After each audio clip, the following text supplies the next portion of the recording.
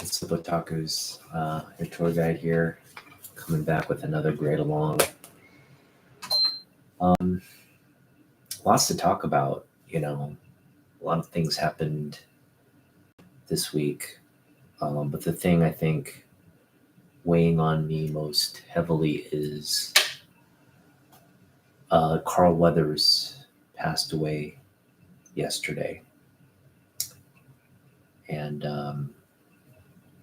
you know, most recently we saw Carl on The Mandalorian. Um, you know, he's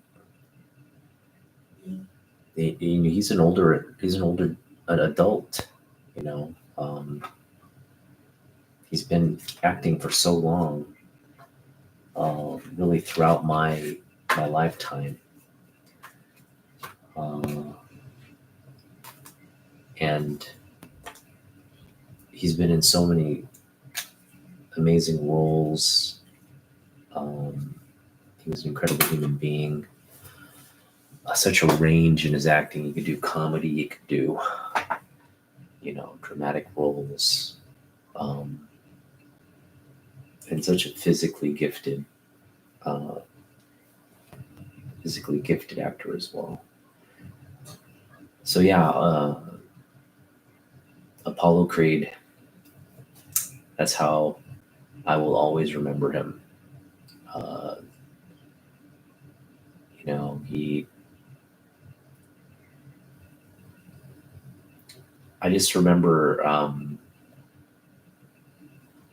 watched all the Rocky movies um, on television. Rocky 1, 2, 3. I just remember watching those on television. I was too young to really kind of go to the movie theaters to watch a Rocky movie. Um, but that changed in 1985. 1985 has to be the best summer of movies ever.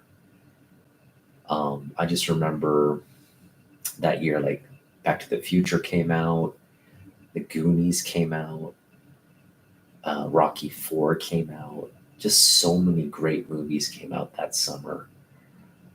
And yeah, it was just like a great summer of um, being a kid, playing video games, going to movies. It was, that was right when the Transformers and GI Joes were, were really strong as well. Um, and I just remember watching Rocky, and when Carl Weathers, when the Russian, uh, he beat Carl Weathers and then, knocked him out and killed him, and Apollo Creed died. I just remember really being like, as a kid, being like, um, really impacted by that scene and just that movie. You go back and watch it now, it's still a great movie, but when you're a kid, it's just like it felt like it was like high stakes, like the Cold War high stakes type thing. Like the Russians were really like the bad guys and all that. Um, but yeah, like you know, you just never forget a character like Apollo Creed. And you know, Carl Weathers, like he was in Predator. Just he was just in so many different things uh, as a kid that you just remember those roles. And even through like my adulthood, right? He was in like Arrested Development. He was in The Mandalorian. So I mean, he's just kind of been this constant uh, figure throughout my life. And when you lose someone like Carl Weathers, it's just another reminder, like we are all we're all headed. I mean, we're all gonna die. um, and it's hitting me more and more now. With as you know, I think I mentioned it before, but like I'm at the age where it's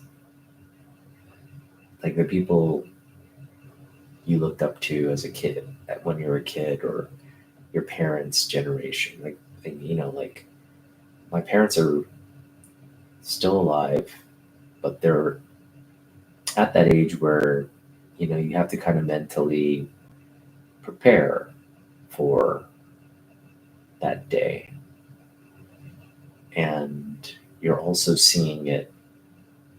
You're also seeing your friends' parents pass away. Even some friend, some of the people in my generation, they're passing away, but for not for natural reasons, but there's different reasons like suicides, accidents, things of that nature. But it's just a reminder, like you know, we're eventually all going to the same place, and you know, the legacy. If we have the legacy that lasts even a generation or two generations, that's pretty significant and lucky. But over time, you know, those, only the real, like, notorious or really great people are remembered throughout history. And we all kind of fade with time. So um, just gets you to think about, I don't know, not that I expect everybody to live a life where their legacy is just remembered, and not everybody's going to live the most productive, most impactful to other people, where you have an impact on it, like the entire planet kind of existence. But you just gotta.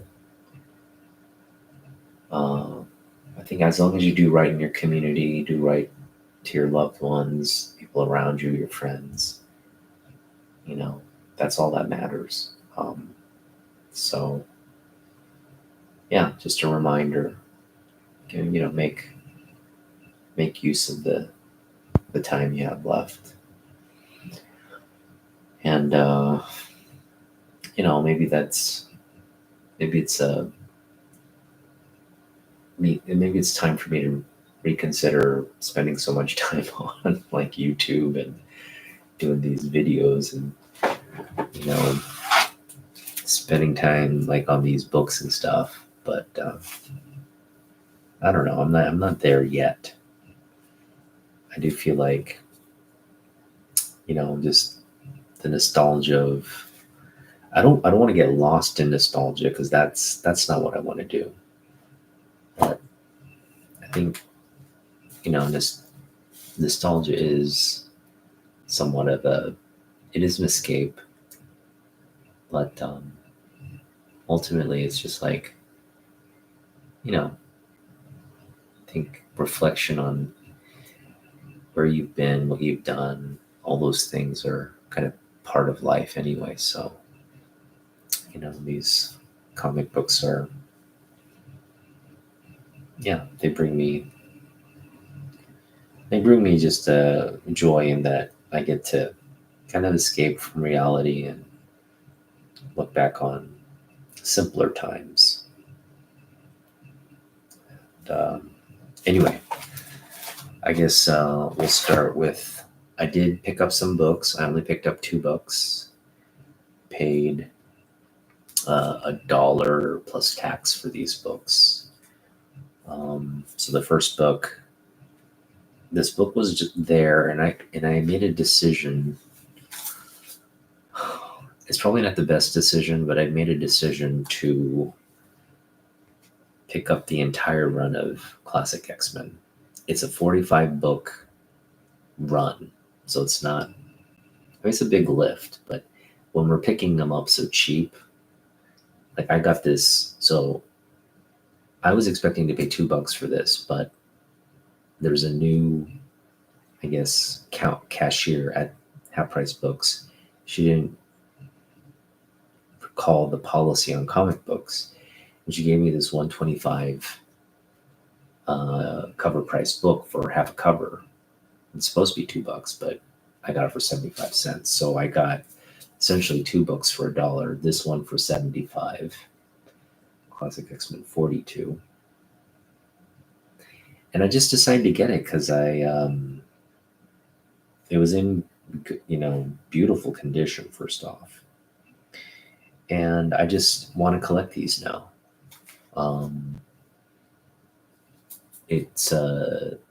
I actually want the classic ones more than I want the original ones, because the original ones, as great as they are, these classic have reprints of the original book plus an additional story. And also it's like right in the, again, like you talk about 1985. I mean, this was Classic X-Men came out right around then. So it's just steeped in right in that time period. So I got that for 75 cents. And this is just like, this was incredible to me that I got this for a quarter. Really high grade copy of The High Cost of Living Death. I mean, that's a $10 book right there. It was sitting there with a quarter clearance bin. Pretty good shape.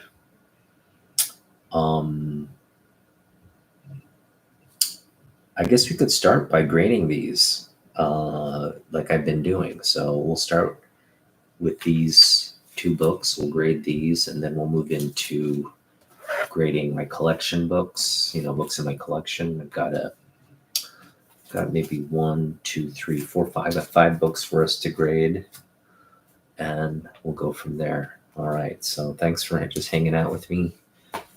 There's nobody in the chat yet, so a little premature to be thanking people. Yeah, so let's start with, I'm going to start with the Classic X-Men.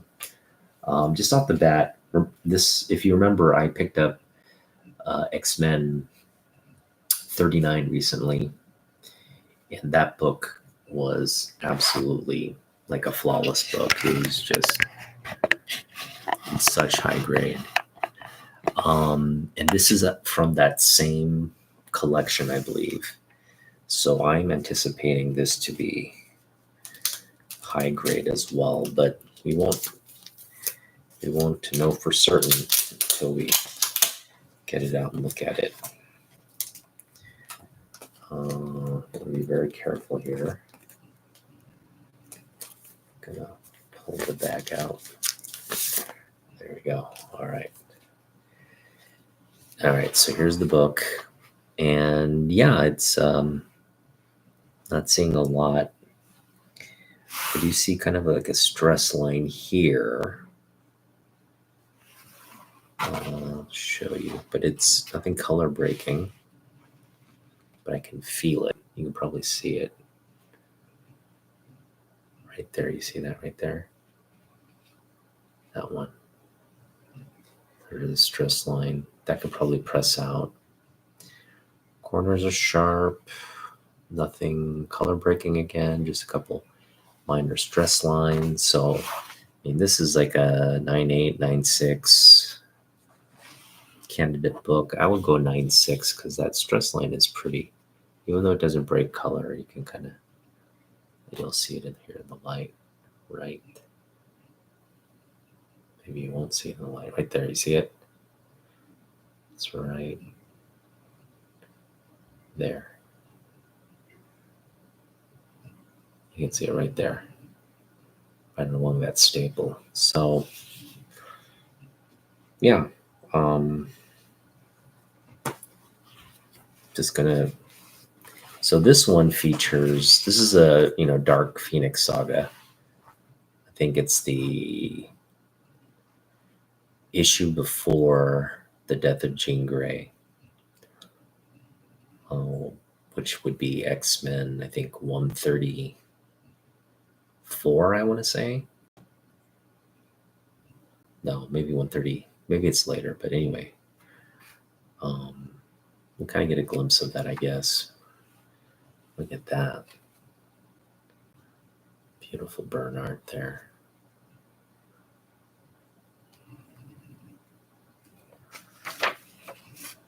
Yeah.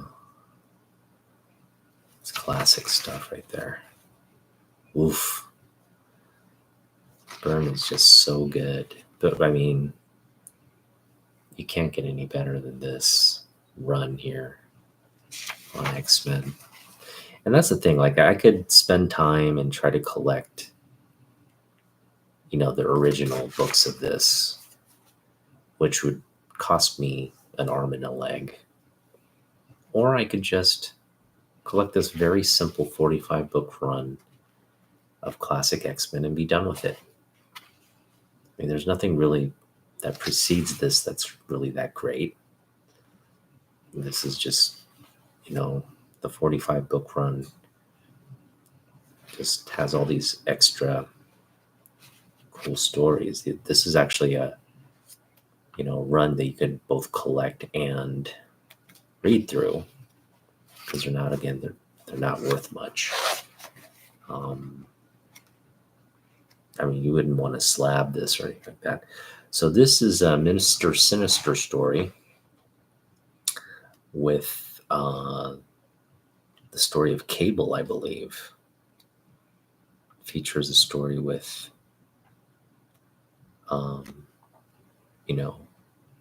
Nathan Summers, kind of giving us a preview of like Cable and all that. So, pretty significant in terms of like, history. We haven't seen Cable yet, but we're kind of getting a preview of Cable and all that stuff. Special second story featuring Mr. Sinister and the childhood of Cyclops. So it is not Nathan Summers. It's a childhood of Cyclops. We get a history on. It isn't Cable, it's just Scott's childhood history. So there's a connection there apparently. That's fine. All right, so we get this book back in the bag and board. Yeah, happy to pick that up for 75 cents. And again, we'll continue to pick up the classic X-Men. I'm not going to pay a lot for those, just if it's $1 or so. That's kind of where we're gonna hang out with that. $1 or less. And I anticipate, if we go to shows and stuff, we'll find classic X-Men for cheap. I'm pretty confident we can pick those up. Moving forward. Okay, this next book, we've got 2 spine ticks right along the edge here. I can see them, but they don't break color, so that's fortunate. This could definitely improve with the press. But as you can see, it's a high-grade book. Sharp corners, just those stress lines, nothing color breaking. There's no creases. On the back, same story. Nothing color breaking. Just some stress lines there. Wish this would get in focus. There we go. Something's coming into focus. There we go. All right. Yeah, can tell. Really, really high grade stuff for a quarter bin book.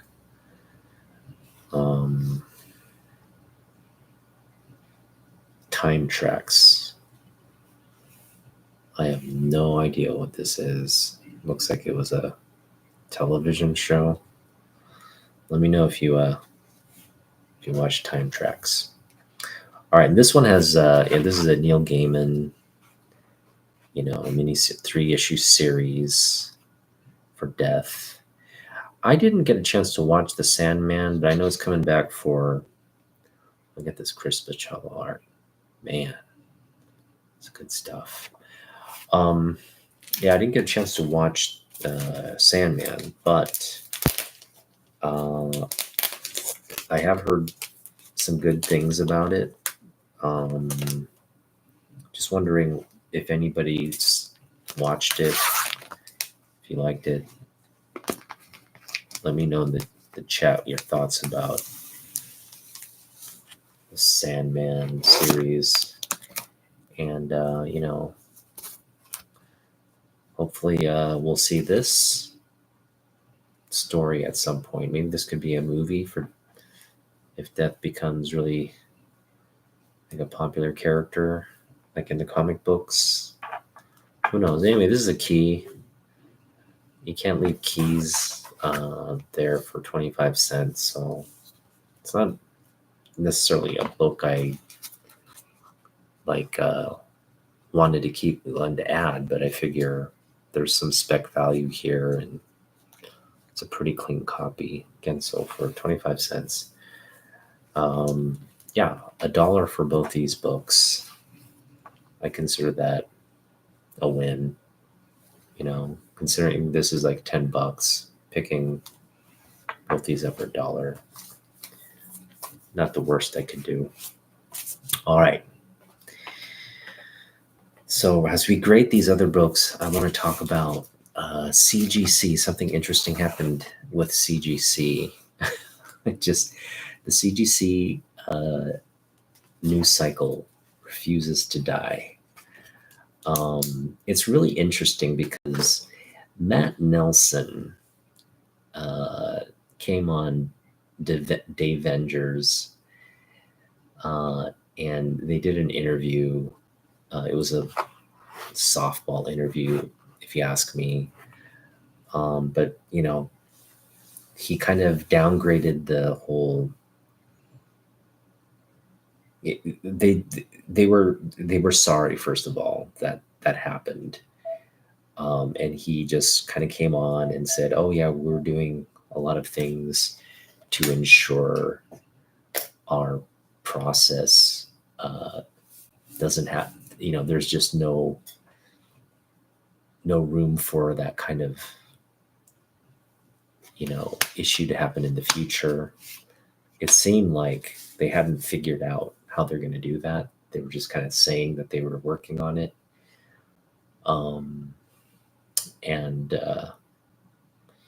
yeah, basically he kind of tried to,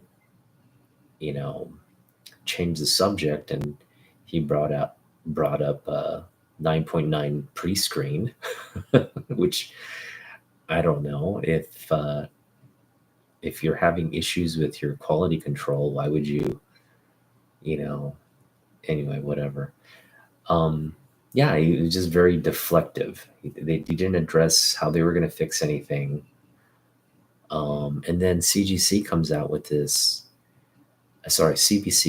out with some marketing, just saying like, look, we have our cases better. Our inner well is tamper proof. We kind of are transparent about all the touch points. That's the thing that I appreciated.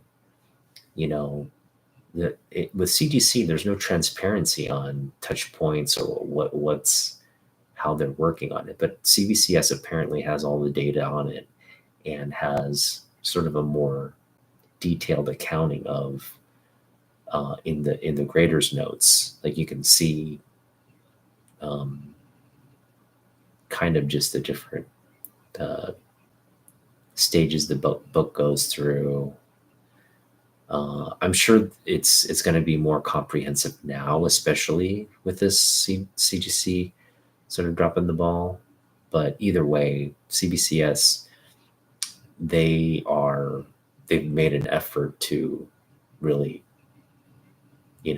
provide that. So if I'm going to slab something right now, which I'm not, but were I to slab something, I think I'd be apt to go with CBCS, just because of all those reasons. Like it's essentially the same as CGC. They just, improve the label. You can't get custom labels still, but the label it looks cool. The case has always been solid. And again, with those QA, you're not going to get Newton rings and all that. So I just thought it was really, it's kind of like CGC has a lot of improvements to make, I think, before I feel I would want to go with their service.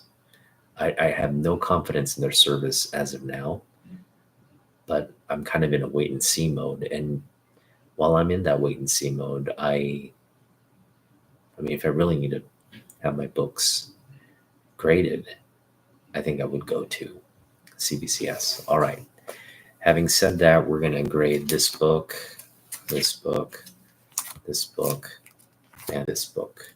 To grade 4 books, but I have 2 copies of this, so technically 5 books. And we'll end with this one. This is just one of my favorite covers in the collection. All right, so which one are we going to start with here? Let's, start with this awesome Jim Starlin cover, Justice League of America 185. All right, so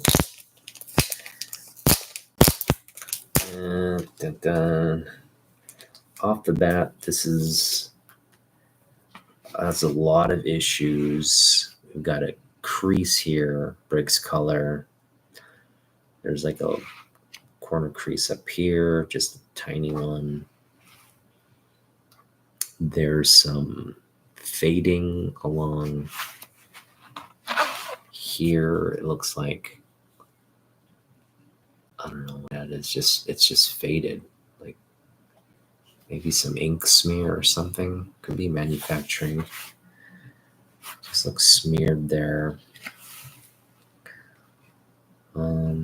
Yeah, I mean, it's a mid-grade book. I'd put it at a 5.0 right now. Oh, look, an O.J. Simpson ad. That is crazy. All right. Dingo. I guess it's like a boot company. O.J. Dingo. That's crazy. Boots and gloves, huh?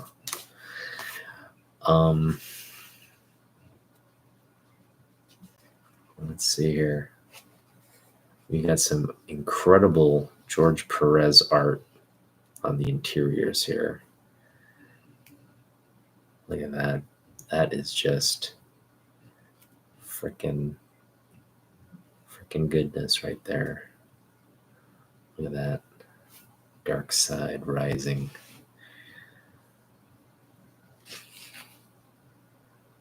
Jerry Conway, George Perez. Classic stuff right here. So yeah, I believe this is a key book. I don't remember what the key detail is on this book, but it's a key book from what if I remember right. And yeah, just going to give this a solid 5 grade with a press. No, I'm going to go 4 or 5 on this one. It's just, there's just that big crease right there. I think that's too big of an issue. It's a major issue. So with that, I think I'd just drop it to a 4 or 5. We'll go 4 or 5 on this copy.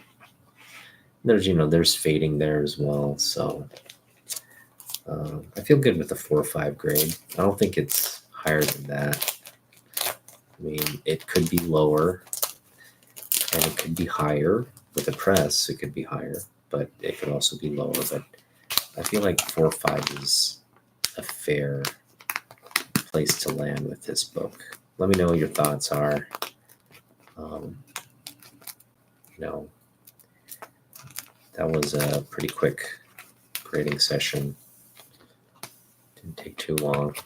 That's the thing. Like as we're just going through grading these and doing more of these, and I like can just kind of tell. I have a good sense of just finding the issues with the book and landing on a grade. Yeah, I'm gonna go 4 or 5 on this because as I'm looking at the spine too, even though there are no color breaking spine ticks, the spine there's a little bit of stress here, kind of almost look like micro tears. There's a little bit of what looks like probably see it right there, like a tear there in the center of the book as well. See it? There, you see it right there, right? When it comes into focus, there you go. You see it? Is that a tear? What is that?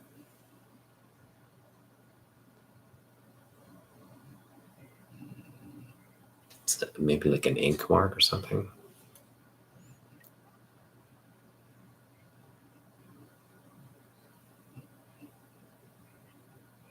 Well, you get a real good look at it, right? As it comes into focus. Anyway, there's an issue there. It doesn't look to be a tear. It's just like a spine tick. A little bit of a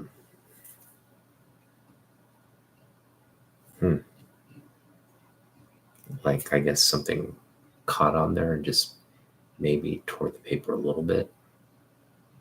Can't really see it. Where it says it's just like a blotch maybe. Yeah, but you can see there's a lot of stress on that spine, but with the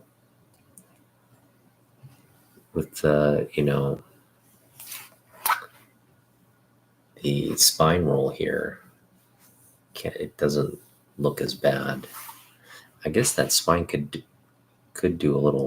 use a little eraser time. I'm just not feeling up to eraser time right now. All right, let's just keep moving on. I think this book is going to be better in terms of grade. This is Justice League of America 192. This is another book, but we get a George Perez cover here. Beautiful George Perez cover. All right, so I'm looking here. There's some curled edges here. Corners are kind of blunted a little bit. They're not sharp. There's 1, 2, 3, 4, 5, 6, 7, but let's see, 8 spine ticks. Not really color breaking, so this one could really, really benefit from a press. No major creases. Gloss is still good on the book. There's a crease here on the back. So that's going to take us out of, there's like 2 creases along the corner. That one's pretty big. So this one I would say is it's going to be a 5.0. This will be a 5.0. Give you a little sneak peek as well on the inside here. Good stuff. Plastic Man comic ad. Nice. You got tornado. You got a tornado there. Look at that. George Perez goodness right there. Boom.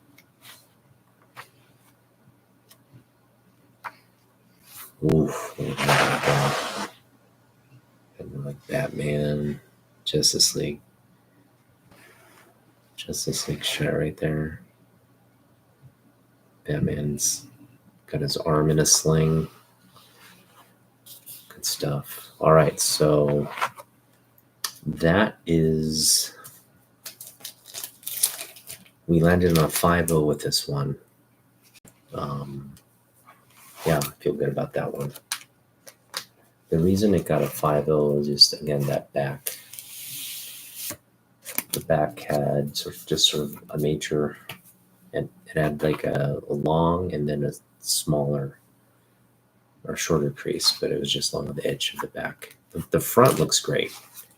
Just when you get to the back, there's a crease. Doesn't break color. Again, you could probably potentially press it out.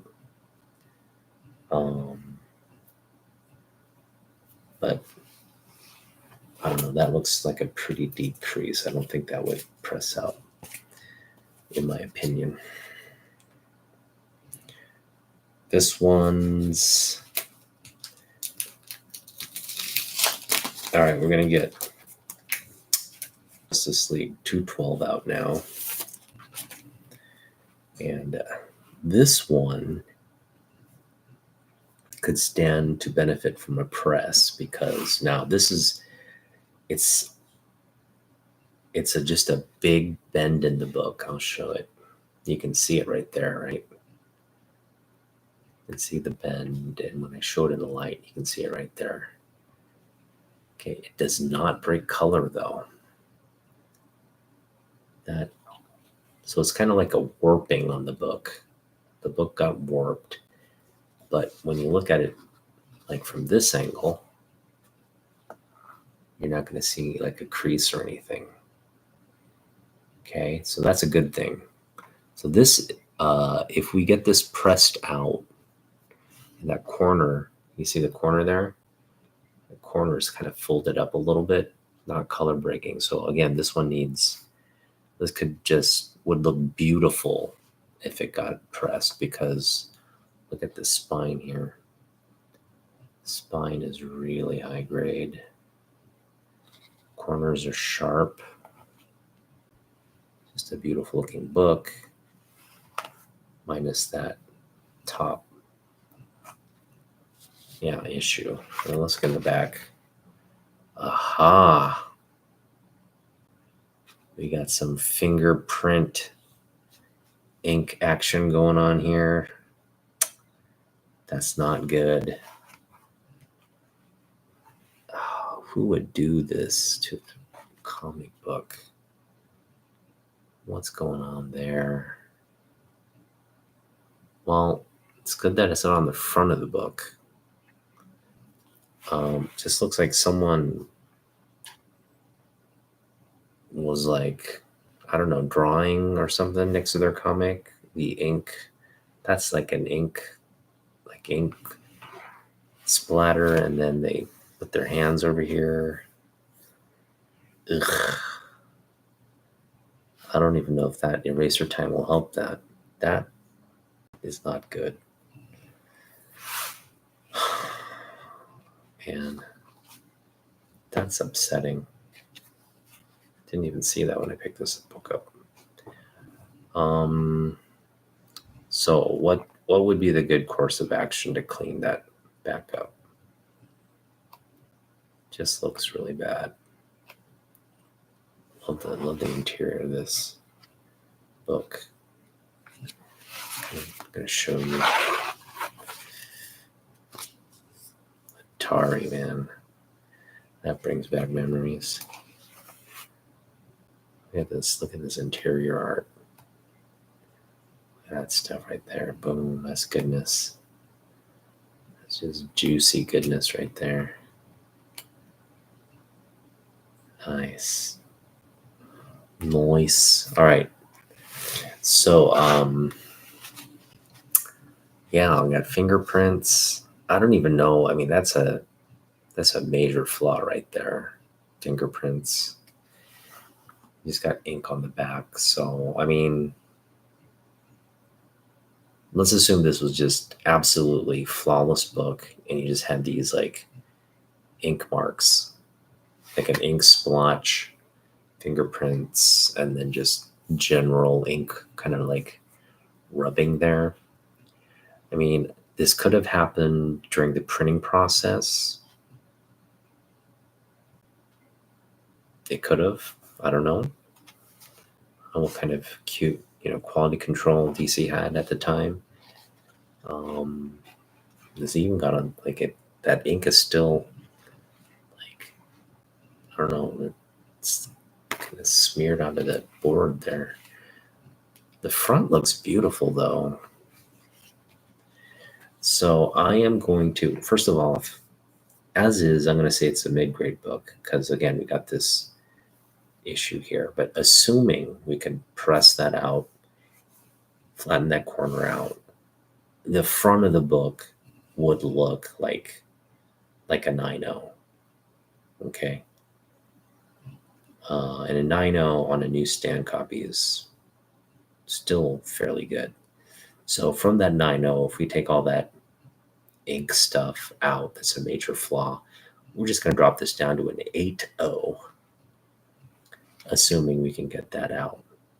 Now, because we have that, I mean, we haven't gotten it out yet. So because it has this little bend in the book, that little, kind of like corner kind of sticking up, from an 8.0, I'm going to drop another 7, another grade down. So that'll put this book at a 7.0. All right, so let me get some of these grades into the system here. We've got, what is this, 212. 212 we're putting at a 7.0. Oof. I feel good about that because it's a beautiful looking book. It's just got that major ink issue on the back, which, you're not going to, I think a full grade drop is fair for something, an issue like that. What do we have on this 185? We went 4 or 5 on the 185.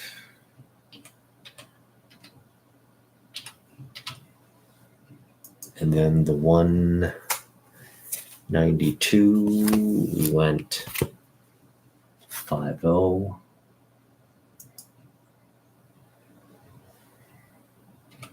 I'll go 5.5 on that one. It is a black cover. Yeah, the crease is not color breaking. It's on the white part, so, and the back cover. So overall, I think if I were to grade this book, I would give that, have that as sort of positives for the book. So yeah, 5.5 on that seems fair. And we've got 3 more books graded in the collection. We're just slowly whittling away. All right, so now I've got 2 copies of Shazam number 3. And I absolutely love this book. This is just, I don't know, it's just the Black Adam vibes. It's got, the Marvel, the Shazam family on there. It's got this lovely CC Beck signature on there. There's just classic CC Beck art there. Love that. I just love everything about this artwork on the front here. Now, okay, so what do we got in terms of grade here? We got 2 copies. I guess we'll grade the back one first. And mind you, this is the first Marvel Family cover appearance in the Bronze Age. Okay, so I did grade the back book along, when I first got it.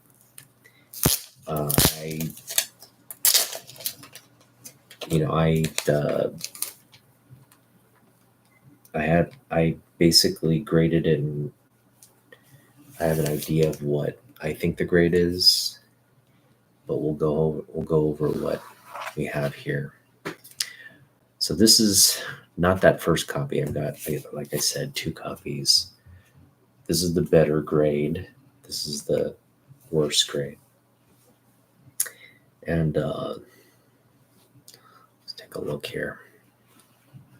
So this one has a lot of issues, as you can see. The biggest issue is there's a subscription crease that goes all the way from top to bottom, just right through the middle of the book, almost like a straight line. You can see it. Up here is not as apparent, but yeah, down there you can see it. It's also got just a lot of creasing here and there. Like 1, 2, 3, got like one long crease there, here, but not color breaking. So with actually that one does break color, you can see it. But again, just, yeah. The book's intact. Again, you can see the just almost exact straight line. So if someone just completely folded this in half like origami, or maybe they're making a paper plane or something. No rips or anything. Staples are good. Page quality looks decent. Look at this incredible early Bronze Age goodness here. C.C. Beck goodness here. Look at that. It's so synonymous with C.C. Beck art. All right, so I'm going to give this a solid 3.5. Yeah, I think 3.5 is fair on a book like this, because you got the creasing, but again, outside of the subscription crease, nothing really major. The book's intact, so you just got a lot of wear and tear on the cover here, but it still presents nicely. And again, with the press, who knows, it could even present nicer. So we're going to land on a 3.5. It's either a 3 or a 3.5. I don't think it's going to be below a 3. But given the black cover and everything, maybe I'm going to go 3.0 then. I think 3.0 is fair. Yeah, I mean, it's not like a press is going to... I mean, a press would help.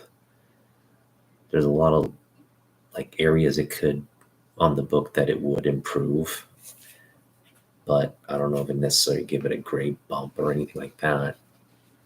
With a press, it might go from 3.5 to 3.0, but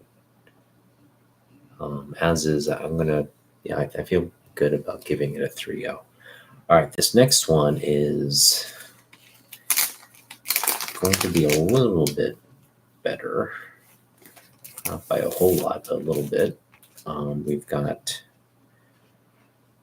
no subscription crease on this one. We've got a little bit of a color breaking issue there. So,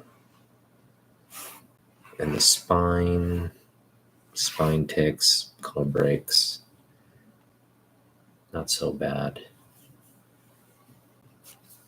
Yeah, I have this, that can be pressed out. That can definitely be pressed out. The back, even though there's like a crease there, it's not sharp. It doesn't break color, and it can definitely be pressed out. In terms of the interior, let's just take a look real quick. Yeah, it's looking good. Not seeing any rips or tears or anything like that. Everything looks to be intact.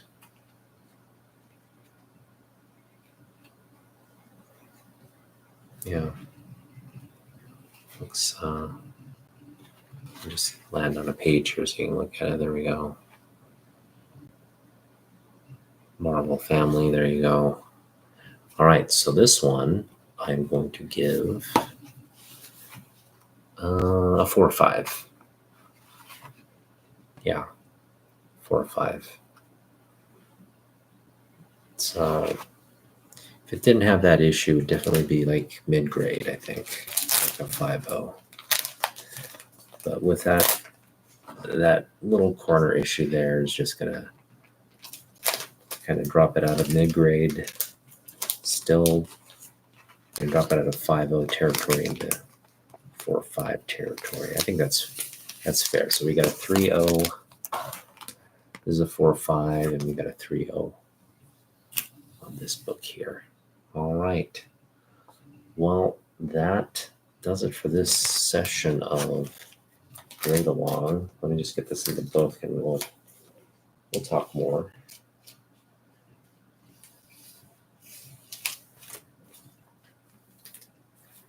All right. I love this book. And I really do hope that DC doesn't abandon Shazam. Because I didn't see the second Shazam movie, but I enjoyed the first Shazam movie very much. And I'm really disappointed the second one didn't have success. But, those things happen. All right, let's bring it back up here.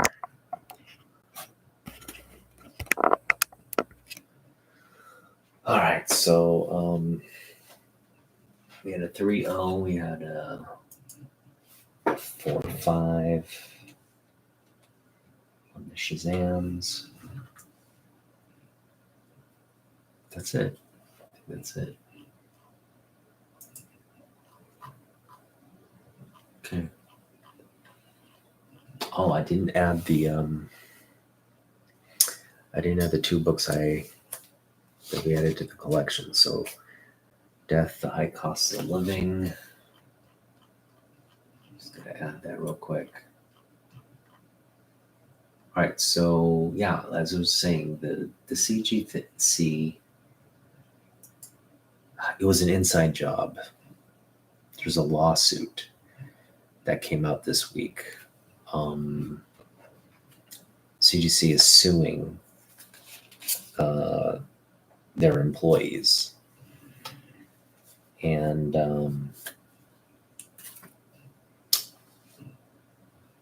it looks like they were aiding. I don't know if they had a connection with the people. Anyway, the 2 people that were indicted on this lawsuit are related. They have the same last name. So they're either brothers or maybe husband and wife or something, but they're employees of CGC. And it remains to be seen the extent of,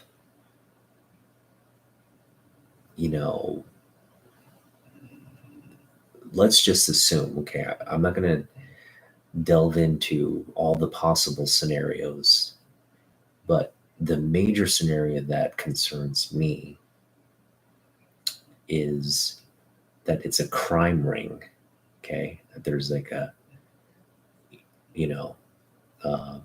if the system can be exploited and flaunted, generally, like, these crime rings, people like a gang or like an organization or, you know, mafioso, whatever you want to call them, like just a group of individuals will take advantage of it and, you know, uh, pretty much milk it, like submit hundreds of books or thousands of books and just keep circulating that loophole.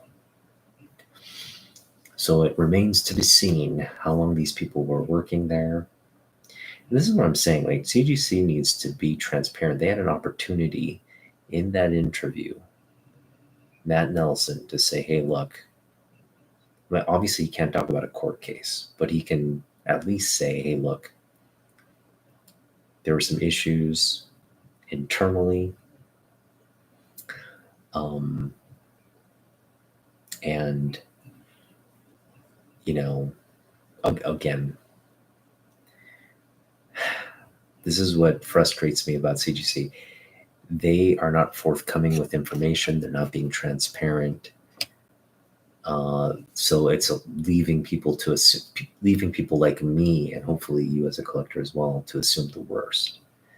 So now we know. So I think if you go back to my original or my first couple of rants on CGC, I was discussing this with Ethan, and he brought up the fact that he thought it was this inside job. Well, Ethan was right. It's an inside job. But CGC continues to withhold the extent, because first of all, if they were to admit it, let's say they said, oh yeah, this has been going on for 10 years. If they were to admit that fact, it would kill their business, because you're talking about 10 years of them slabbing books that are not, reholdering and slabbing books that are not the books the label says they are. And I see this all the time. People like getting a book in a slab. It says like 9096. They look, there's like a big crease. There's a big, you see that all the time. So how long has this been going on? What's the true magnitude of like the books that are affected? And how are they fixing the process? Like prosecuting these like two individuals, is that a fix? Is that suddenly like, oh, okay, now these issues won't pop up? No. You got to be more forthcoming on like significant process improvements. And I just want to see transparency. Like the book comes in, show us, you're internally taking, well, hopefully you are, but they're probably not, because it's more cost. But take a photo, digitize it, make it a part of the digital record of that book. You're already creating a digital record. Why are you stopping there? You can take a picture, and therefore, that's what CBCS has in place. They can match records. Maybe CGC has it. If you have it, let the collectors be transparent. Let the collectors see it. That's what leads me to believe CGC doesn't have it, because they're so worried about profit rather than adding that added cost feature, which over the course of 1 million books isn't going to amount to much of a cost at all. But it adds so much value to their service that, like the business is going to, that added value is going to bring in more business, right? None of this exists. And it just confounds me as to when I see people continuing to submit books to CGC, like they have blinders on or something. Like, why are you? Your books are not going to be worth anything if it comes out later. Like, yeah, this has been going on for 20 years. We dropped the ball. thousands of books have been impacted. Like, geez Louise, without any answers and transparency, and you're continuing to use the service, and you think, oh, at the end of the day, CGC, that book is going to bring me value on the secondary market. No one wants to buy a CGC slab right now, especially a high value book.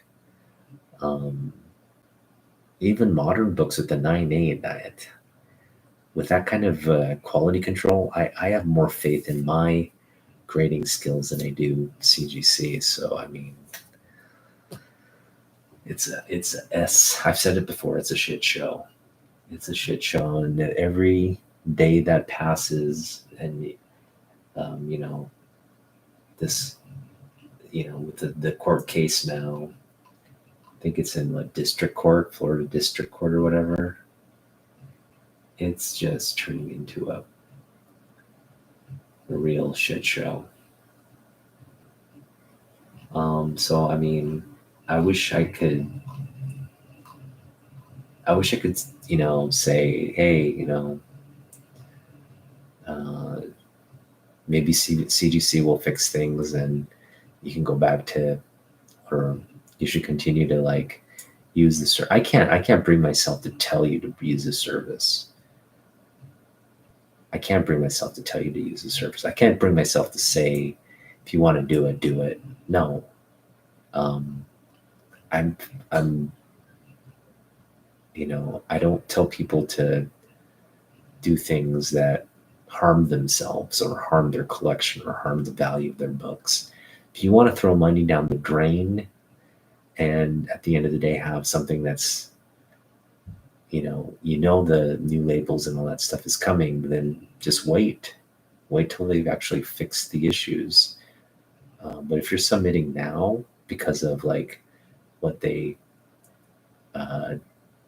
kind of improve the access points for the free service, they're like, oh yeah, you can submit. You don't need a membership now. You can just do it all for free. That should be sort of a sign that, like I said, if you watch my videos from when this first tiered out, I said it was going to get worse. It's getting worse, and it's hitting their bottom line for sure. But at the end of the day, you have that. So people who think, even with the financial backing that this company has, if people think CGC can weather like down business cycles where they're not as profitable, you don't understand how business works. If they're not turning a profit for even 1 or 2 quarters, that's a sign that it's the end of their business. So they've got a lot of, I just see it getting worse. I really don't see how, like, people not ignoring the fact, continuing to like flash their slabs and all that. And I see sellers just like they're frantic to sell the slabs. So I guess you could probably pick up slabs cheaper than what they've been going for the last year. But if you're really smart, you'd wait. But it's getting worse. It's not going to be better anytime soon. And again, CGC is going to drag their feet.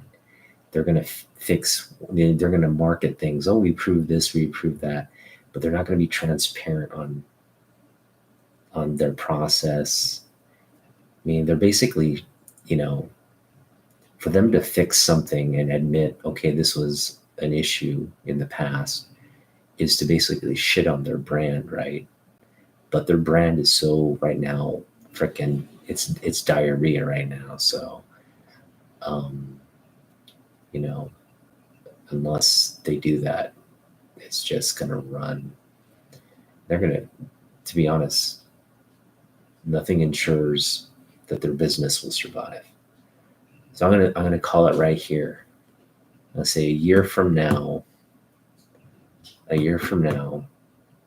CGC is going to file for bankruptcy. I'm going to call it. Because the way I don't see them recovering from this anytime soon.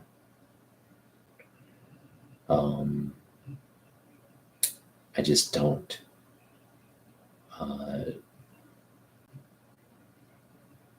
don't know if people are submitting books, if people are continuing this service at the rates they were before, then that's going to prove me wrong.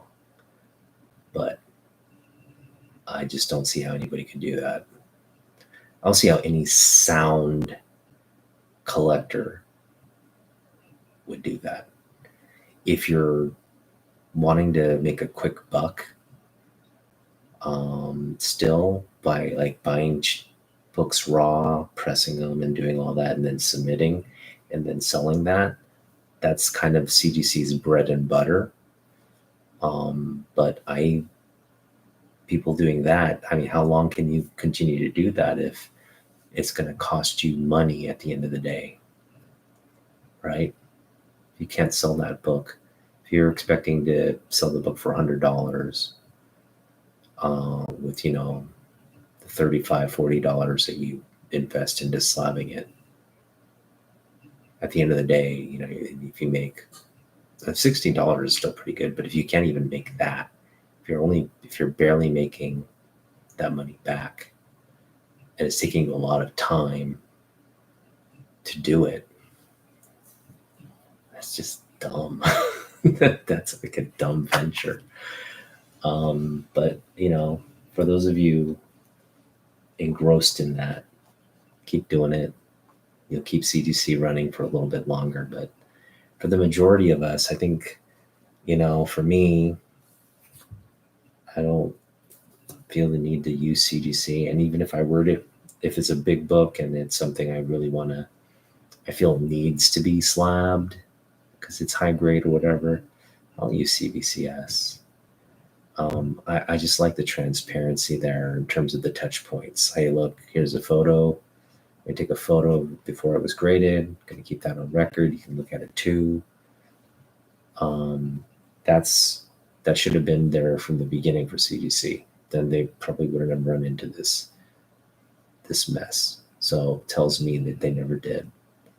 There's no photo record because it's a touch point. It's added cost, and CGC has to be willing to eat some of their margins to improve their brand and image.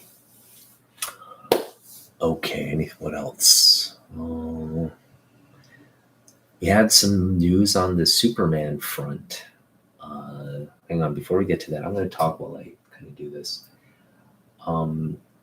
So, first off, I've been talking about how I'm very excited for the James Gunn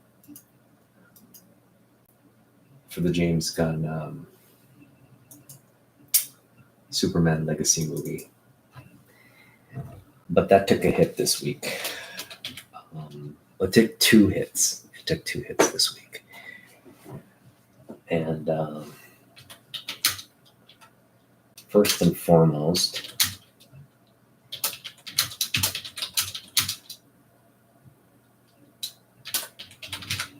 they announced the composer for Superman Legacy.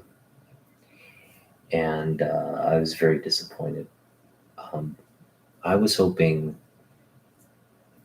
Now, Warner Brothers, I believe, owns the rights to the Superman, the movie soundtrack. And I was disappointed to learn they're not incorporating any of that original John Williams masterful soundtrack into, that masterful composition into the Legacy soundtrack. Very disappointed. to learn that, because that's like kind of like saying it's the equivalent of like taking the suit or the S and just ripping it off.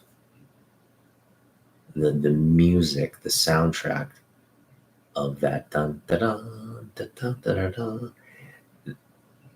that is like tells half the story right there. Instead, they're going with new composition.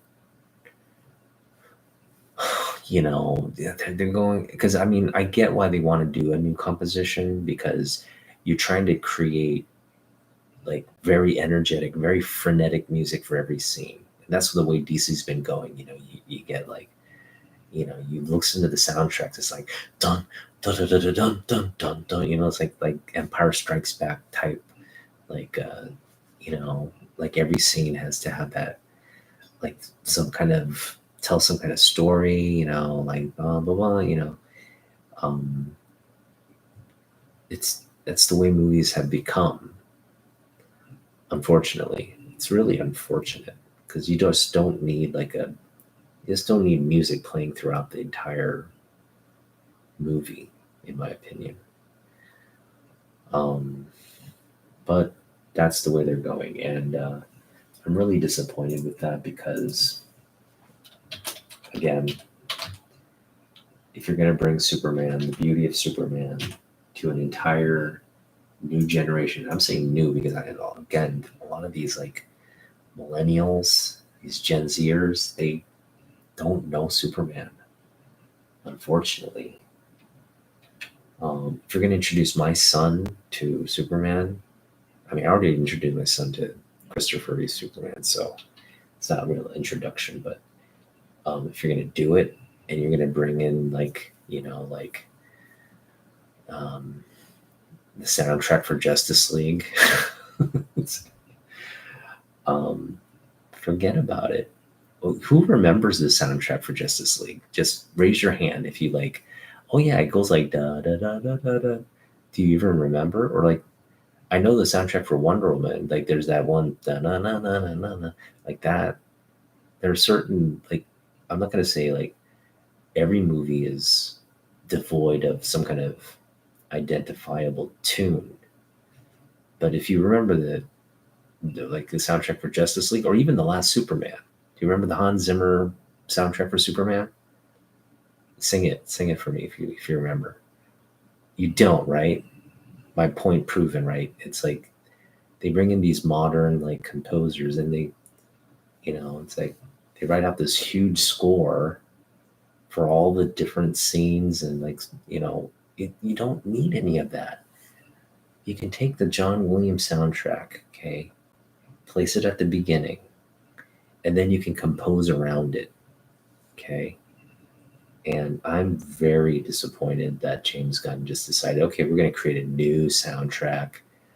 They brought in the guy who did the Galaxy of the Guardians thing. He's just, you know, it's an incestuous thing, you know, road he's taking with the DCU. It's his prerogative, it's his project.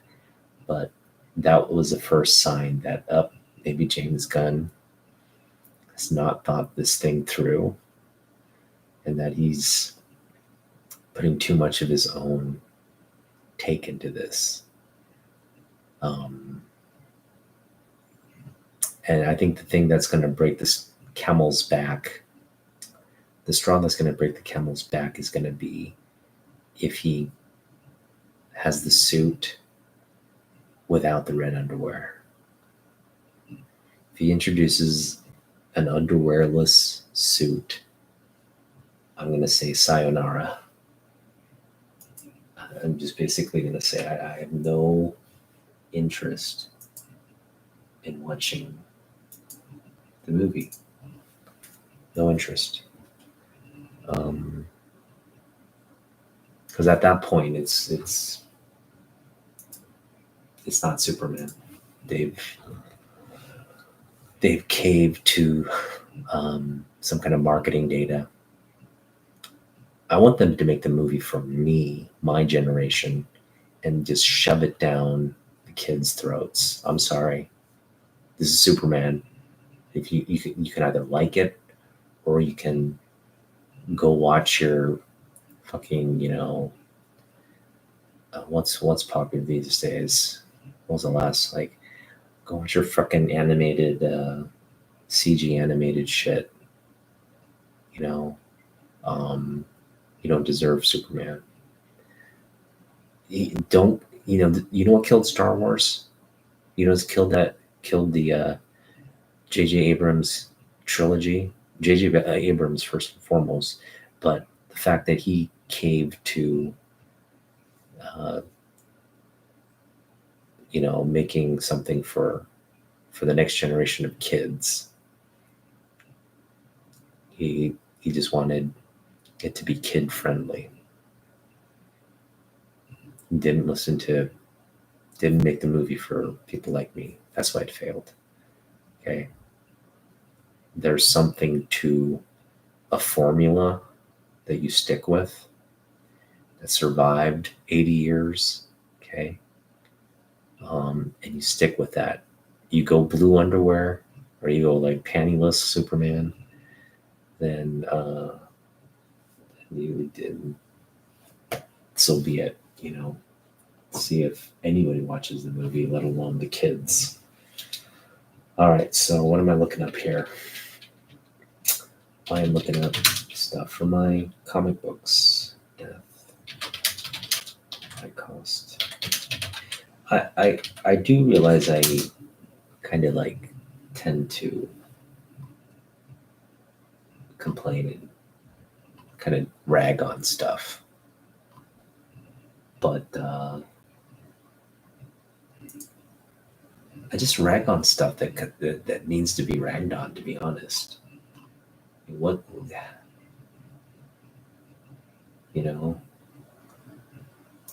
I really want to see Superman be a blockbuster. And when they do stupid things like bring on some no-name composer to change up essentially what is the character, like that Superman theme music is the character. There's something timeless about that. You don't have to mess with that. And so I've been like kind of defending James Gunn this entire time, giving him the benefit of the doubt. And what does he do? He fucks up the soundtrack.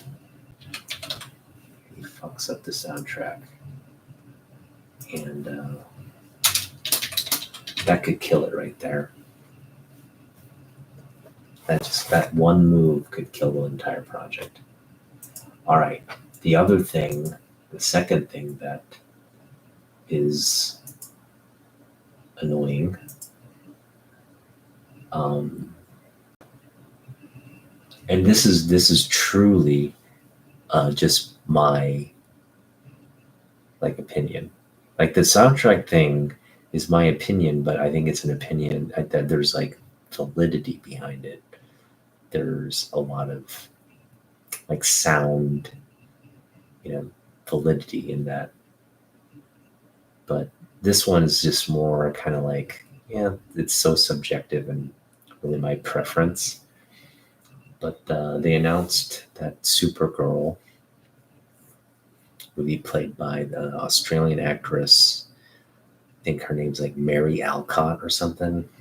She's the lady currently starring in the prequel to Game of Thrones. It's what is it called? God, it's like the Age of Dragons or something. House of Dragons. She's the main characters in the House of Dragons, which I haven't watched. Tell me if it's good. Don't want to make snap judgments about the actress. The actress just doesn't look like does not look like Supergirl. Okay.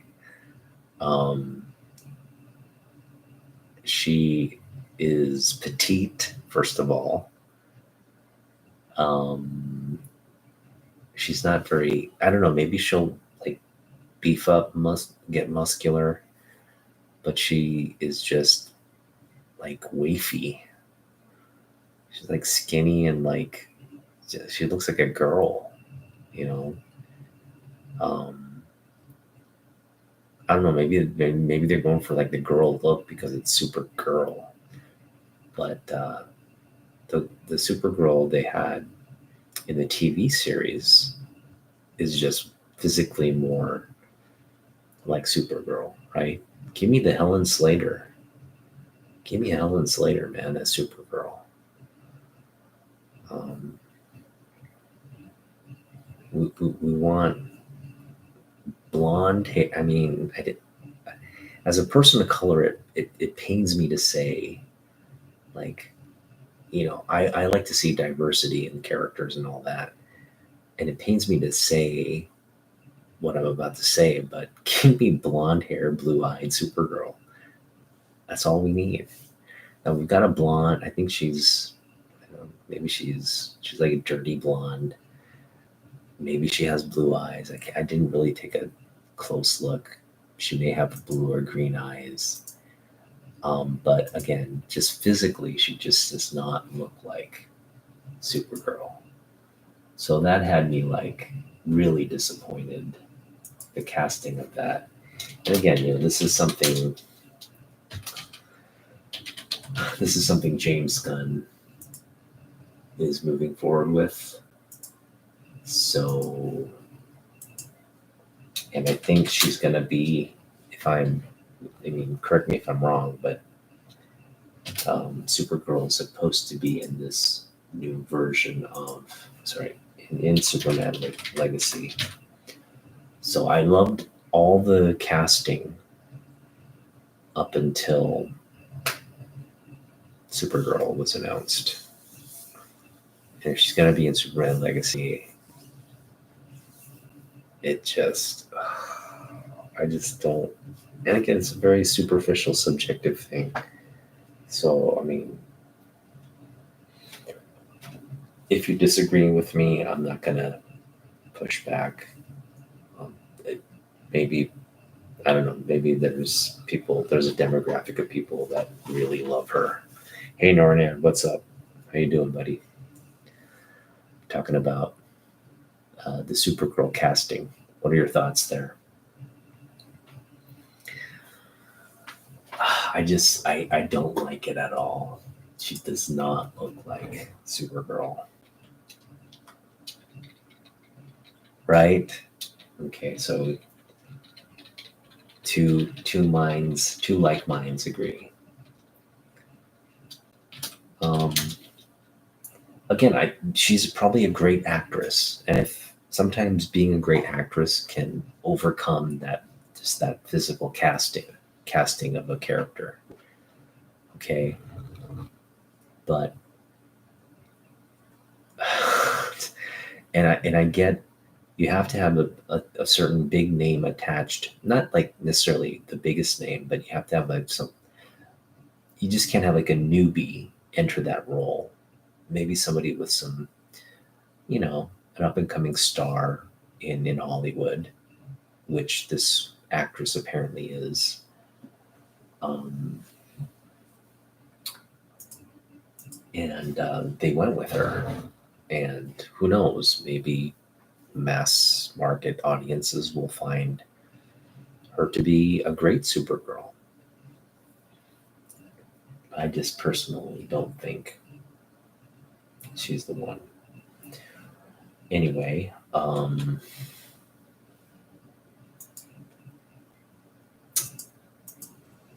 yeah, that's that. I don't want to just over harp on it, but there's just like too worrisome. Like I was really looking forward to Superman Legacy, and now I'm kind of like, oh, let's not jump the gun here. This could be horrible. Let's not. James Gunn had me up until this week with the soundtrack composer being announced. So it's going to be a completely different soundtrack. They're not going to use the DC Superman music. Maybe there's some kind of legal thing that keeps them from using it. I would imagine there's maybe the John Williams, because what was apparent was the Superman movie from last time also didn't use it, right? But correct me if I'm wrong. I think the Superman from 2001 did use it. So, and I wouldn't see why DC and Warner Brothers wouldn't own. Oh wait, that could be the key thing. James Gunn is, if it's not a Warner Brothers movie, then James Gunn can't use the soundtrack. That's a point I didn't take into consideration. Because Warner Brothers owns that soundtrack. DC doesn't. So if James Gunn's movie is not Warner Brothers, but I believe James Gunn is Superman. Like, I'm just gonna look it up. This is bugging me now.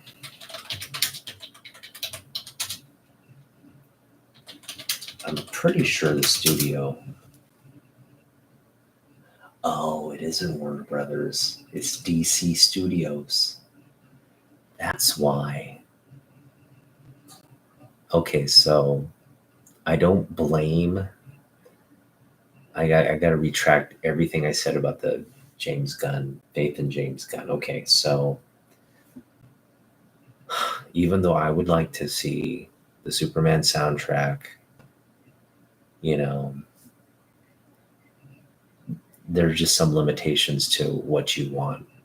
And the fact that this movie is not being produced by Warner Brothers, it's being produced by DC Studios. Again, the head of the studio is Peter Safran and James Gunn. Would mean they don't have the rights to use the Superman original soundtrack. So, okay. So, as a composer, you've got some large shoes to fill. Now, there are ways around. You can make a soundtrack sound very similar to the original John Williams. There are compositional ways around, at least, kind of creating that same, using the same instrumentation. You're just changing the tones, you're changing the rhythm, you're changing all kinds of things within that musical space, but you can keep the essence of it, right? And not run into legal issues. So yeah, we'll just have to wait and see.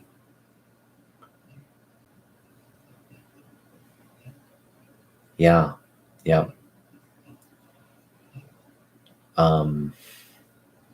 That is really, I think it's going to co-promote each other, right? With Legacy happening, what better time to bring Christopher Reeve back into the cultural conversation? And I think that was a great announcement. I'm really looking forward to watching that.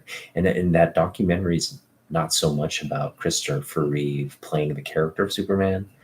It's like Christopher Reeve's struggle with, his the post-accident, dealing with all the challenges of being paralyzed. So,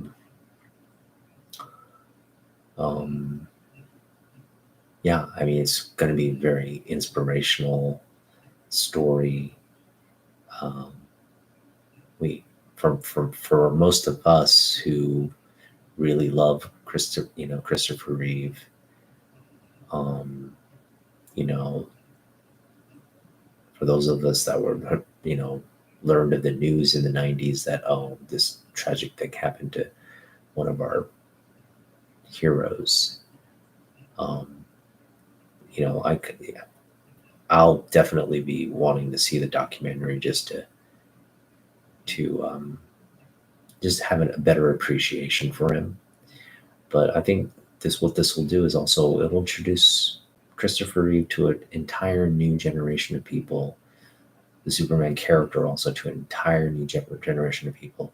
I think it'll actually get people excited about legacy and watching the original Superman movie, which is I think ultimately at the end of the day, if it gets people to do that, to go and watch the original movie from start to finish, um, that's a pretty great thing. All right, okay, so I take back some of the negativity on the soundtrack thing. I realize, if Gunn could have used the soundtrack, he probably would have. It's just legally he can't. So let's not jump the gun on being too critical there. I think he will, though. I think the composition will ring. They'll ring in elements of that John Williams soundtrack. They have to. That's the character. For a lot of us, it's the character. But hopefully they do it in a more thoughtful way, and maybe I'll be really impressed. It has to be catchy. It has to be like dun dun dun dun dun dun dun. Dun. Like, it can't be just so like rhythmically complex that people. It's got to be a very simple kind of like march type anthem. It's just really a simple and an anthem. That's all it's got to be. Don't go Justice League on us. All right. I got one more comic to add, and then we'll call it a night. What are some other things that are on my mind? I think the other thing I wanted to talk about was it was also a movie. Yes. Super Bowl Sunday, the Deadpool trailer. We got some Deadpool trailer. Not any kind of leak or anything like that. I think for the most part, we know that I think by this point we know. Hang on just a moment here. I think by this point we know Taylor Swift's gonna be in the movie, okay? The question is Lady Deadpool or Dazzler?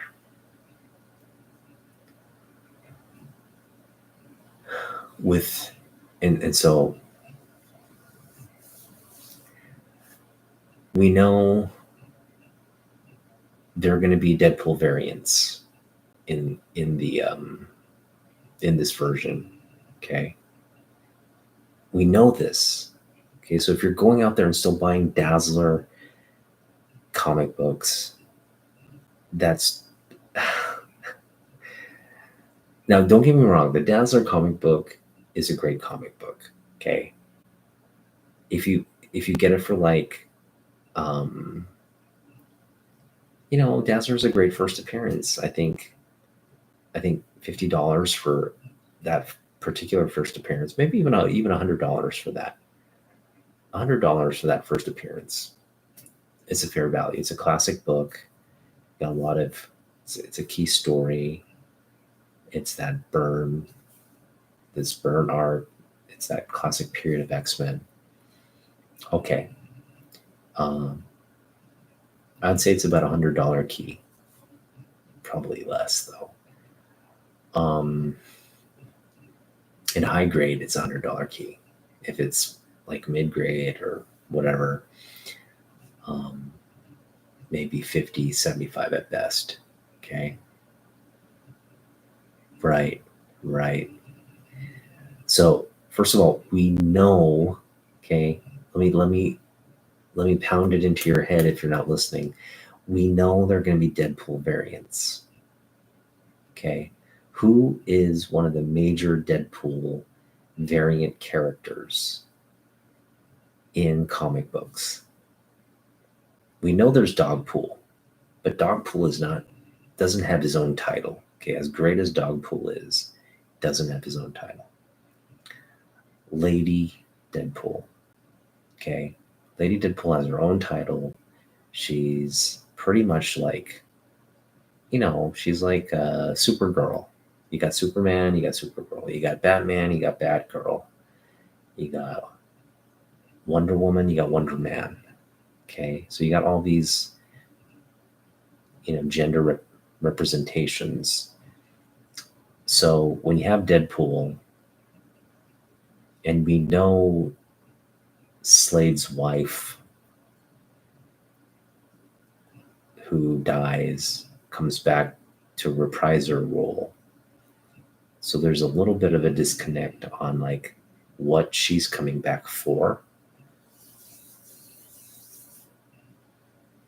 and a little bit of a disconnect as to what Taylor Swift is going to do in the movie. But someone is playing Lady Deadpool. Okay. So for those of you specking on Dazzler, maybe not stop doing that. Okay. And wait. If you really want to buy the first appearance of Dazzler, wait. Wait until next year when that book is no longer on anybody's. I don't know, maybe like you said, Nornrad, I think Dazzler would be a great character to introduce as an X-Man. Like the mutant reboot, but she'll be introduced in the context of that a team, like a new, long shot Dazzler, Betsy Braddock, Psylocke, that maybe that era, that team era with Rogue. But it will not be in Deadpool. Okay. So stop buying the book. Shouldn't be on the top 10 of anybody's list anymore. Don't get me wrong, that's a great book. Okay. It's not a $300 book. It's not a $200 book. It's barely $100 book. Okay. If you're buying the first appearance of Dazzler over like the first appearance of Alpha Flight, if you're buying the first appearance of Dazzler over the first appearance of like, I don't know, any other freaking character, Longshot, Rogue, any one of those characters, then stop. Okay. I think that this is part of the problem. It got out early on in the production of the movie that Taylor Swift would be there, and then people just made assumptions. Oh, she's going to play Dazzler. She'd make a great Dazzler, without really thinking, okay, they introduced Dazzler, now what? Was she going to get her own movie? Is she going to continue to be part of the MCU? Can you imagine Taylor Swift being part of the X-Men running around as Dazzler, given how big of a star she is? Like, she's going to play like a minor character and continue to do that? No. Will she even play Lady Deadpool? Probably not. My money is that she's not. I don't know. If anything, she's going to play Lady Deadpool. And then Lady Deadpool will come back as, played by somebody else at some point. But I don't know. At this point, I'm very confused. But one thing that I'm pretty certain about is we're probably not going to see Dazzler. all indications are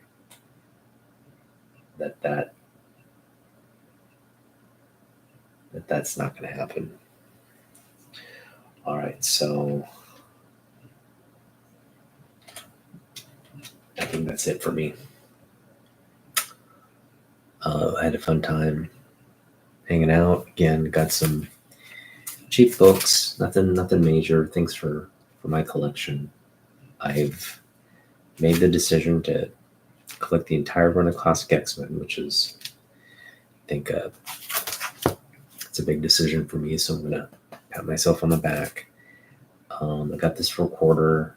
If you love the Sandman series and you want the Death solo series book, hit me up. I'm willing to trade this. Another thing, I ran into my good friend Dave. So we can talk about this. Dave and I were having so Dave's a local guy in my community, and we will run into each other at Half Price Books. Like, he's there religiously, and I'm generally there intermittently, but on the fortunate occasions we're there at the same time, we're digging and we're having a nice conversation. And what got us going on this conversation was actually that Supergirl topic. We're talking about the casting of Supergirl. And he and I are of the same mind. We are of the same mind.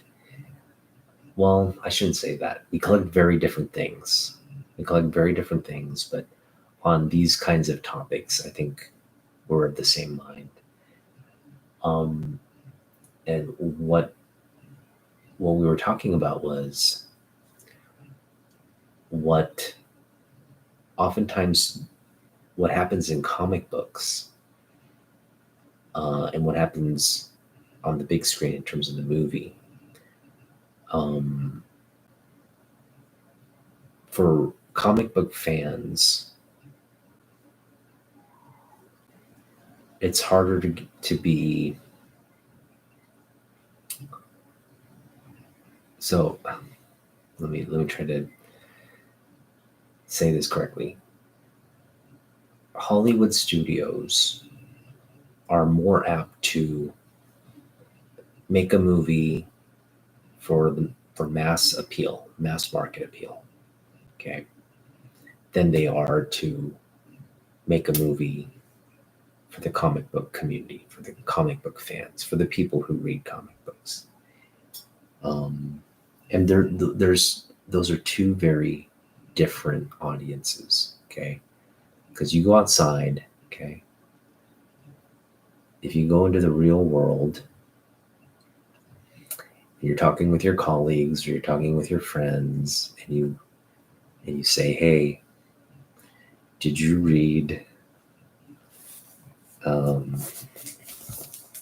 Dark Knight's Death Metal?" They'll be like, "Oh, what's that?" "Oh, it's this, this titled by DC. They've reimagined the DC universe with all these dark versions of the characters." You're probably gonna get them like kind of in that space of, "Okay, all right, yeah, I'll talk to you later. I'll see you later," right? Whereas if you were to say, "Hey, did you see the new Wonder Woman movie?" They'd be like, "Yeah, that was great." Okay, you see where I'm going with this? Like, there's the comic book community, and then there's the mass market audience. They're not into comic books. They're into like movies and, doing stuff of that nature. Like, they're more into like, pop culture, like celebrity pop culture, but not comic book pop culture. So we were having this this really interesting conversation and debate. And I was saying, like, really, we have three channels of entertainment these days. We have TV, okay.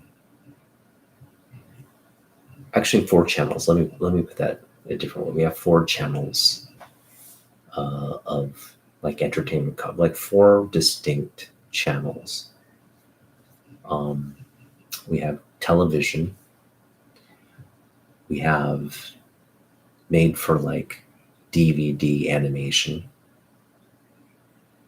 We have streaming, okay, channels, streaming services, and then we have movies, okay. We have movies, and right, she doesn't look like the world of, right, like the world of Tomorrow, Supergirl. First of all, she's like the world of Tomorrow, Supergirl. The whole point of that movie was like, man, like I messed up, like she actually goes to a planet to become like mortal so she can drink alcohol and get drunk. Like that's how, like, kind of like how much she's struggling, like, with the tragic loss of her parents and her planet, right? So she's messed up, but she's like very powerful in that book. She's just like, you know, like just super strong and physically like very very very foreboding physically, right? That's kind of what I wanted to see. Not that I think Supergirl has to be that Tom King version, but I just need to see like a more like not that Helen Slater was like buff or anything. She was just kind of like a supermodel, right? But something. I'm just trying to cast her right now. I'll just try to cast her. Someone I think would play Supergirl really well.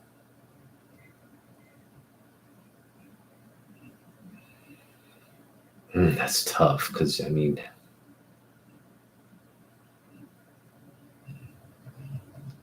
I just can't think of anybody.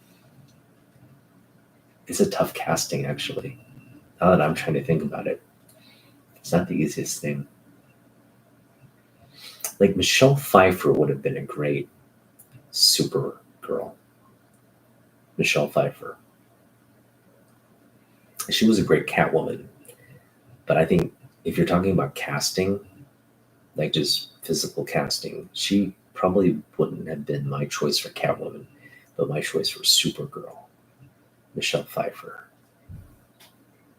And I just, with this actress, I just don't see her as Supergirl. Now, and that's just my opinion again. Like that's me.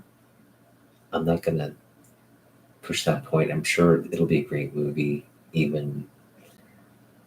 uh, even though it's not up to my standards. It'll probably still be a great movie. She's probably a great actress. Don't get me wrong, but just not my choice. But anyway, getting back to what I was saying, you've got four channels that are very different. And I think I sparked a little bit of a debate when I said I basically put out a question. Okay, that's good.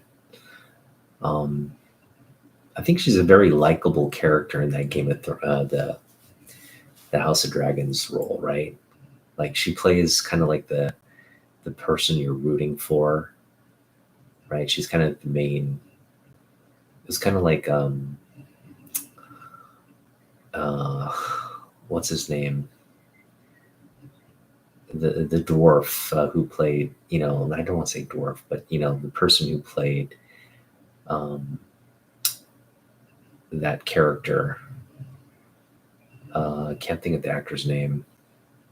But it was like that character, right? Everybody was pulling for him to be to kind of come out on top, to not die. You didn't want him to die during that whole entire series. And that's the way I kind of look at her, right? She's probably the character that people kind of rally behind and are supporting throughout the journey of that movie, or that series. But anyway, I'm glad you brought up House of Dragons, Game of Thrones. So, Game of Thrones was an HBO production. You had an hour long episode that ran for 12, I think 12, 13 episodes per season, right? And you had almost a decade's worth of seasons, right? I think 8 seasons for Game of Thrones. That had mass appeal. It didn't have mass appeal at the start, but it built the mass appeal, right? It's pretty much nerds, just like people who enjoy fantasy and things of that nature, like who read the fantasy books, into dragons and shit like that. But yeah, initially, no one, only like hardcore fans were watching. Hardcore fans had read the book. Hardcore fans had led it to be a movie, and it built mass appeal by the end of it. Okay, it wasn't produced for mass appeal in the beginning. It was just produced for a large segment of people who enjoy like violent, kind of like dramatic, kind of stab your back political type stories. But that's an instance where you take something for a target audience and it builds mass appeal. And that's what I'm saying, like comic book movies, especially things like Superman, Batman, Wonder Woman, X-Men. Okay, these kinds of titles, the studios safeguard that intellectual property almost to the point where you can't really do much with those characters. You have to keep those characters within the framework of who they are, what they are. Case in point, okay?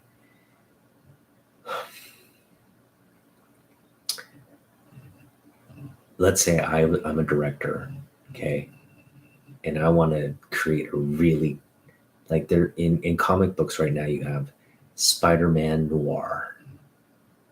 You have like an evil version of Batman, right? Dark Batman or whatever. Okay. In the comic books, you have this, where you have Spider-Man run around being like killing people. Vendettas, like just killing people. He's a bad guy, right? Dark guy. And where you have that in the comic books, right? For the comic book community, that's cool. That's like just sort of like a cool alternative thing you can look at, enjoy, but then you go back to reading Spider-Man and whatnot. But in the realm of movies, for where they're specifically targeting mass appeal, okay, Game of Thrones is different. Okay, I mentioned it's targeted a different audience that grew to mass appeal, but a one-off or even a trilogy type movie, you'd never have a studio go like, yeah, we want to see Dark Spider-Man, or a studio say, you know what, let's have Batman just be like a bloodthirsty, like psycho killer. I think mass audiences are ready for that. No one's going to sign off on that. Not DC Comics, not the studios, nobody, because that's their bread and butter IP that they roll out every 5 or 6 years to a new generation or a new audience of people, right? So I think comic book fans, that's something to keep in mind. Um, so know when you hear a project coming up, like Star Wars or whatever. What's interesting is Star Wars on the streaming platform was targeted to a very specific demographic audience. Okay, Mandalorian. When they introduced that thing, they introduced it as a series on a streaming platform. Their Disney, really the launch of the Disney platform, and they were targeting Star Wars fans. They're kind of like, hey, you know what? This is for you guys. We're gonna keep it. We're gonna stick to this. Stick to the script. Listen to all the. We did the market research. We listened. We had the what is it? The what is it called? The groups where they consult, the consultative groups. Can't think of the word. But we've done all the groups. Talk to people what they want to see, and they made a series off of that, and then that had success. More people talked about it. Talked about, hey, it's good, and then boom, everybody. So you have these like early adapters on a slow running series, which by season 3 had built up quite a bit of an audience, along with some other series, Ahsoka and Kenobi and all these things. And now you've got quite a bit of backing viewership where you feel confident enough to be like, okay, we're going to do Mandalorian movie. Okay. So, which is a good, yeah, Peter Dinklage. Thank you, Peter Dinklage. And yeah, him as a Toxic Crusader, that's going to be wild, but that should be good. So now what you have, okay, you have a formula there. You see how it works? If you target the true nerddom fans and you say, okay, what do you want to see? And they tell you, hey, if you're going to do this project, you should probably not do that. You should stick to this, just stick to that. That can lead to at least the core fans getting, being on it, and then bringing in, the late adapters. It also runs risk of alienating. If you go if you listen to the nerds too much, then you have a movie that the nerds only love, that the rest of the public hates. So it's a balancing act. But I think if you go mass appeal if you're just targeting the mass appeal and you don't focus on the core identity of the people that support these comic books, and then now I'm just talking specifically about comic book movies. I'm not talking about, like Oscar caliber movies. I'm talking specifically, we're talking about the channel of movies. You have one of two ways to produce a movie. You can go right with the mass appeal, ignore the fans, or you can go via what the fans like and hope it has mass appeal. And I think the ones that find success over and over again are the ones that do take that latter approach. So, James Gunn, if you're listening, okay, take that latter approach. And this is the thing. I know James Gunn is talking to comic book people. He's reading the comics. He gets it. So that I've been saying this entire time. I have faith in him. He's going to do the right thing. And I still feel that way. Um, but at the end of the day, it has to have mass appeal, right? At the end of the day, as much as he's making the movie for me, he does have to make the movie for Tom, Dick, and Harry, Jane, Tom, Jane, I don't know, Karen, and Harry. At the end of the day, and yeah, uh, it's hard to walk that balance, but don't go right for mass appeal. That's the mistake Disney made with Star Wars. That's the mistake a lot of movies made. Like, I think that's the mistake DC was continuing to make over and over again. They're trying to make these like popcorn fluff type movies with a lot of cool like action battle scenes without focusing on like the core elements of why these characters are cool. It's not that they fly around and smash things. It's that they have a real like origin and story, right? You got to focus on those things to make them really resonate with audiences.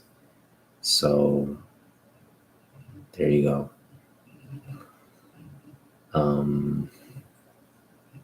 Mass appeal can be great. Mass appeal is all you need to do it, but there's a way to have mass appeal. Okay, you gotta you really gotta just do your due diligence and put thought into it. Kind of like grading comics, you know, you can't be lazy and send them into a grading company. You got to do your due diligence. And what's really funny is like I see unboxing videos, and I am guilty of this. Um, I'm guilty of this. I'm the first one to raise my hand and say I'm guilty. Is they send in the books to CGC because first and foremost they don't know how to grade books. Okay, they don't know how to grade books, and they send them in, and they have all these like theories on like, oh, I think they like you assign it a grade, and you assign it a grade because you don't, first of all, you don't know how to grade, but you assign it a grade because you're like wishful that it'll come back that grade, and then you're devastated when it comes back lower. Now fortunately I wasn't like a horrible grader, but I definitely could have taken more time with the books, looked over them more carefully before I submitted, rather than doing a quick kind of just like through the bag, kind of eyeing it and grading it. But yeah, you see collectors doing that. And that's what I mean by doing your due diligence. You gotta do the due diligence. You gotta know how to grade it yourself to a certain extent if you don't want to be disappointed by the results. Now, some people just kind of like, hey, I got this book, I'm gonna send it in, see what I get. That's fine, but don't expect a 9.8. You have all these graders like, I think this is a 9.8. Well, a 7.5. Well, how'd that happen? And then, it just kind of goes back to my point. Like, if you had done your due diligence, you wouldn't have been disappointed. So, all right, we're running at 2 hours. Normad, thanks for hanging out, man. Miss So, I missed you. Hopefully, I missed you, Miss So. Generally, she's here in the background. Maybe she's doing something exciting tonight. I hope that's the case. I will be back tomorrow, grading more books and talking more stuff. But again, like I started out, I want to end with thoughts. Our thoughts and prayers are with the Weathers family, and we lost a great actor, just a great human being in Carl Weathers. He'll be missed. Yes, rest in peace. I actually want to just now go and watch all the Rocky movies. Just want to just want to watch them all, at least up to Rocky 4. I want to watch all 4 Rocky movies now as a tribute. Predator. Maybe watch Predator tonight. I do have it. I do have the movie on my computer, so maybe watch that. But good stuff, Carl Weathers. All right. Thanks for hanging out. See you in the next one. Peace.